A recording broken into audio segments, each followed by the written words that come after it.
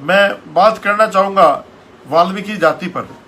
बहुत सारे मेरे साथी हैं वाल्मीकि समाज के, वो लोग पता नहीं कैसी कैसी भ्रांतियाँ फैलाते हैं, पता नहीं कैसी कैसी बात करते हैं।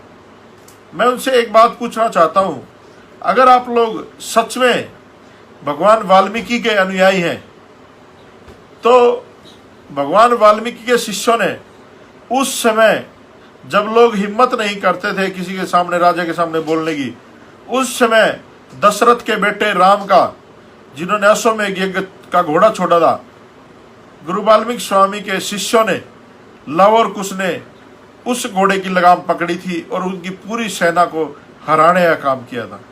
तो आज के जो वाल्मीकि हैं वो इस अत्याचार और अन्याय के खिलाफ क्यों नहीं बोल रहे कि जो मनवादी सरकारें कर रही हैं और जो लोग राम के नाम से वाल्मीकि समाज को बेवकूफ बनाने का काम कर रहे हैं, अगर इतने ही ये वाल्मीकि हितैषी होते और हमको हिंदू मानते तो वहाँ जो अयोध्या में इन्होंने दशरथ के बेटे राम का मंदिर बनाया है, उसकी राम की मूर्ति से पहले भगवान वाल्मीकि की मूर्ति की स्थापना वहां पर होनी चाहिए थी, जो एक भी वाल्मीकि नहीं बोलता।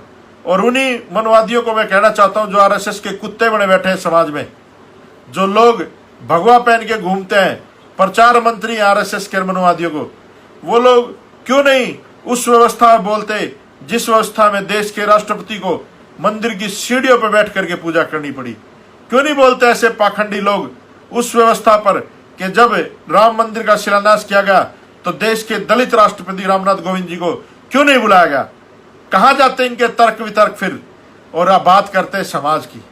ये जो पाखंडवादी लोग हैं, इन लोगों को समाज को पहचानना पड़ेगा और समाज ऐसे लोगों को निस्ते नाबूद करे जो लोग समाज में इस तरह का पहनावा पहन के जाते हैं ताकि लोग उन पर उंगली ना उठाएं। तो आप लोगों को समझना पड़ेगा, ये बेरूपिये किसी भी भेष में आ सकते हैं। जैसे आप लोगों ने देखा होगा जब हमारे बहुजन ने राजा से 3 पग धरती मांगी थी तो वो किस बहरूपिये के रूप में गया था और कैसे हमारे आदमियों को छला था। ऐसे ही जब एकलव्य को छला गया तो उनका झूठा गुरु होने का नाटक किया गया, उनका अंगूठा काट लिया गया साथियों। शंभुक ऋषि को मारा गया साथियों। बाली का वध छुप के किया गया है ना। हमारे अनार्य राजा रावण का वध इन्होंने धोखे से किया साथियों। तो साथियों आपको समझने की जरूरत है, आज लड़ाई चरम सीमा पे है। आज झुकने की आवश्यकता नहीं है, आज डरने की आवश्यकता नहीं है। अगर आप लोग बीमारी से मरोगे घर में तो मरीज कहलाओगे, अगर आप समाज की लड़ाई लड़ते लड़ते मरोगे तो शहीद कहलाओगे। आज सही समय है समाज को जागरूक करने का, समाज में काम करने का, और ज्यादा बड़ा जीवन होने से अच्छा है कि एक दिन की जिंदगी ऐसी जी जाओ कि लोग तुम्हें 100 साल तक याद रखें। बाबा साहब अम्बेडकर कहते थे कि लंबा जीवन होने से अच्छा है कि एक दिन का जीवन जियो और जीवन को अपने महान करके चले जाओ। तो साथियों बहुत सारे आज मुद्दे हैं और सबसे बड़ा मनुवाद का आपके सामने मैं उदाहरण दूंगा। जस्टिस कर्णन को 6 महीने की जेल की गई और प्रशांत भूषण को 1 रुपया जुर्माना किया गया। ये तो इस देश की ब्राह्मणवादी मनुवादी व्यवस्था साथियों, और ये शुरू से ही होता आया है।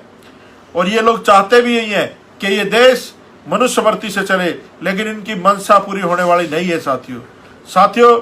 चाहे भगत सिंह हो, चाहे उधम सिंह हो, चाहे जितने भी इस देश में चाहे जलियांवाला कांड हुआ हो, इन सब की मुखबरी इन्हीं लोगों ने जो आज धर्म का ठेका लेके बैठे हैं, जो आज हिंदुस्तान की बात करते हैं इस आजाद भारत में, उन्हीं लोगों ने किए साथियों।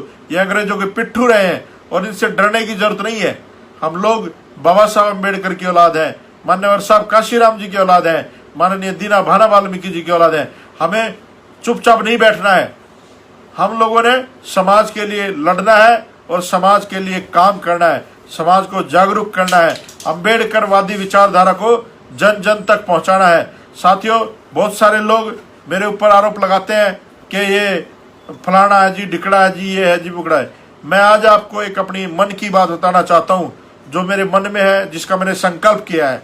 मैं सिर्फ इसलिए अम्बेडकरवाद में आया हूँ क्योंकि मैं चाहता हूँ कि मेरी जो जाति है वाल्मीकि, उस जाति में बाबा साहब अम्बेडकर की विचारधाराएं फैलें और बाबा साहब के मानने वालों का हजूम बढ़े। जैसे आज चमार जाति के लोग इस देश में हुक्मरान करने की बनने की बात करते हैं, वैसे ही वाल्मीकि जाति के लोग, खटीक जाति के लोग, धानक जाति के लोग, कोली जाति के लोग, पासवान जाति के लोग, मेघवाल जाति के लोग, सभी बहुजन समाज की बिरादरी के लोग इस देश का शासक बनने की सोचें और इस देश का शासक बने। क्योंकि हमारे बाप ने, बाबा साहब अम्बेडकर ने इस देश में वोट का प्रावधान किया है, जिसकी वोट ज्यादा होंगी उसका राजा होगा।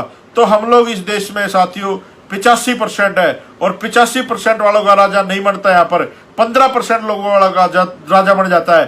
तो ये कमियां कहाँ पर हैं? ये कमियां ढूंढनी है और इस समाज को जागरूक करना है और इस समाज को देश का हुक्मरान बनाना है। साथियों बिल्कुल भी पथ भ्रमित ना हो। ये जो अम्बेडकरवाद है यही हमारी ताकत है और इस देश का संविधान ही हमारी ताकत है। अगर संविधान नहीं बचा तो आपके हक और अधिकार सब खत्म कर दिए जाएंगे।